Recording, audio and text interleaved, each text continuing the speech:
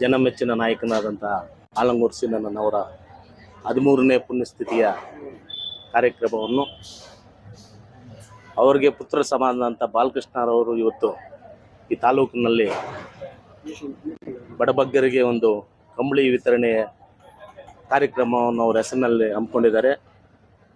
ಎಲ್ಲರ ಪರವಾಗಿ ಅವರಿಗೆ ಧನ್ಯವಾದಗಳು ಹೇಳುತ್ತಾ, ಇವತ್ತು ಎಲ್ಲ ಆಲಂಗೂರನ ಬಗ್ಗೆ ಶ್ರೀನಿವಾಸ ರೆಡ್ಡಿ ಅವರು ಎಲ್ಲನೂ ಹೇಳಿದ್ದಾರೆ.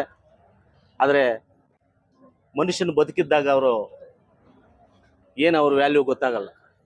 ಮನುಷ್ಯ ಹೋದ ಮೇಲೆ ಅವ್ರು ಮಾಡಿರ್ತಕ್ಕಂಥ ಕಾರ್ಯಗಳು, ಅವ್ರು ನಡ್ಕೊಂಡಂಥ ರೀತಿ ಅವೆಲ್ಲ ನಮಗೆ ಇವಾಗ ಜ್ಞಾಪಕ ಆಗುತ್ತೆ.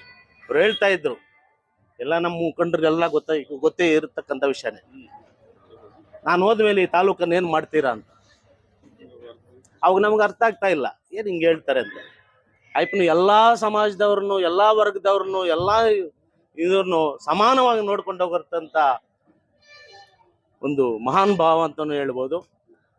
ಅದಕ್ಕೆ ಇವತ್ತು 13 ವರ್ಷಗಳಾದ್ರೂ ನಮ್ಮ ಜೊತೆಯಲ್ಲಿದ್ದಂಗೆ ಕಾಣಿಸ್ತಾನೆ ವಿನಃ ದೂರ ಹೋದಂಗಿಲ್ಲ. ಎಲ್ಲಿ ಹೋದ್ರೂ ಅಯ್ಯಪ್ಪನ ಒಂದು ಜ್ಞಾಪಕಾರ್ಥವಾಗಿ ಎಲ್ಲಾನು ಕಾರ್ಯಕ್ರಮಗಳು ಮಾಡಿದ್ದಾನೆ. ಈ ತಾಲೂಕಲ್ಲಿ ಸಮುದಾಯ ಭವನ ಇರ್ಬೋದು, ಶಾಲೆಗಳಿರ್ಬೋದು, ಬೇಕಾದಷ್ಟು ಜನಕ್ಕೆ ಬೋರ್ವೆಲ್ಸ್ ಆಗ್ಬೋದು. ಹೇಳಕ್ಕಾಗಲ್ಲ, ಒಂದು ದಿವಸ ಹೇಳಿದ್ರು ಅವ್ರನ್ನ ಇರಾಗಲ್ಲ. ಅದರಿಂದ ನೆನೆಸ್ಕೊಳ್ಳಕ್ಕೆ ಇವತ್ತೊಂದು ಅವಕಾಶ ಕೊಟ್ಟಿದ್ದಾರೆ.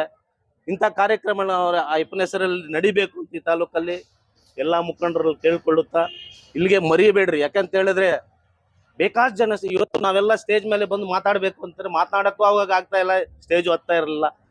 ಎಲ್ಲೋ ಇದ್ದವ್ರನ್ನಂತೆಲ್ಲ ಲೀಡರ್ ಮಾಡಿದ್ದಾರೆ. ಡಿಸ್ಟಿಕ್ಕು ಸ್ಟೇಟ್ಗಳಲ್ಲಿ ಎಲ್ಲಾವುದು ಪ್ರತಿನಿಧಿಗಳು ಮಾಡಿ ಈ ತಾಲೂಕಿಂದ ಕಳಿಸಿದ್ದಾರೆ. ಅಯ್ಯಪ್ಪನ ಒಂದು ಆಕಾಂಕ್ಷೆಗಳನ್ನು ಏನು ಅಯ್ಯಪ್ಪನ ಮನಸ್ಸಲ್ಲಿತ್ತು ಆ ಥರ ನಡ್ಕೊಂಡು ಹೋಗ್ಬೇಕು ಅಂತ ಎಲ್ಲ ಮುಖಂಡರು ಕೇಳ್ಕೊಳ್ಳುತ್ತಾ, ಇವತ್ತು ಈ ಸಂದರ್ಭ ಕಳಿಸ್ಕೊಟ್ಟದ್ದು ನಿಮ್ಮೆಲ್ಲರಿಗೂ, ಮುಖಂಡರಿಗೂ, ಪತ್ರಕರ್ತರಿಗೂ, ಜನಕ್ಕೆ ವಂದಿಸುತ್ತಾ, ಜೈ ಹಿಂದ್, ಜೈ ಕರ್ನಾಟಕ, ಜೈ ಆಲಂಗೂರು ಶ್ರೀನಿವಾಸ.